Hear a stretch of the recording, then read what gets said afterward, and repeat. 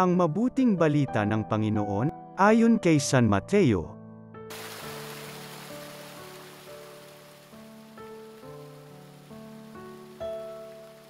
Noong panahong iyon, sinabi ni Jesus sa kanyang mga alagad ang talinghagang ito, ang paghahari ng Diyos ay katulad nito. Lumabas ng umagang-umaga ang may-ari ng ubasan upang humanap ng mga manggagawa. Nang magkasundo na sila sa upa na 1 denaryo maghapon, sila'y pinapante niya sa kanyang ubasan. Lumabas siyang muli ng mag-iikasyam ng umaga at nakakita siya ng iba pang tatayo-tayo lamang sa liwasang bayan. Sinabi niya sa kanila, "Pumaroon din kayo at magtrabaho sa aking ubasan, at bibigyan ko kayo ng karampatang upa." At pumaroon nga sila. Lumabas na naman siya ng mag-iikalabindalawa ng tanghali at ng mag-iikatlo ng hapon, at gayon din ang ginawa niya. Nang mag-iikalima ng hapon, siya'y lumabas uli at nakakita pa ng mga ibang wala ring ginagawa. Sinabi niya sa kanila, "Bakit kayo tatayo-tayo lang dito sa buong maghapon? Wala pong magbigay sa amin ng trabaho."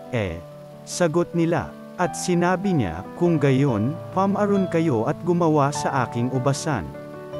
Pagtatakip silin, sinabi ng may-ari ng ubasan sa kanyang katiwala, "Tawagin mo na ang mga manggagawa at sila'y upahan, magmula sa huli hanggang sa buong nagtrabaho." Ang mga nagsimula ng mag-iikalima ng hapon ay tumanggap ng tig-1 denaryo.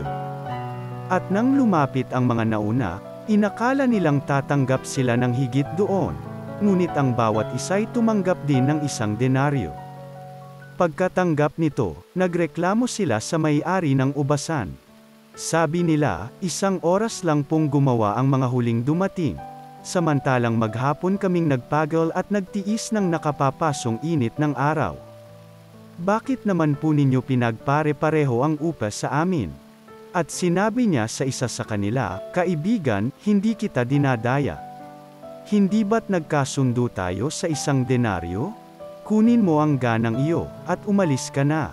Maano kung ibig kong upahan ang nahuli ng tulad ng upa ko sa'yo?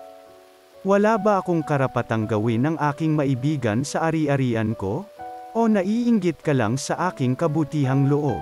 Kaya't ang nahuhuli ay mauuna, at ang nauuna ay mahuhuli." Ang mabuting balita ng Panginoon.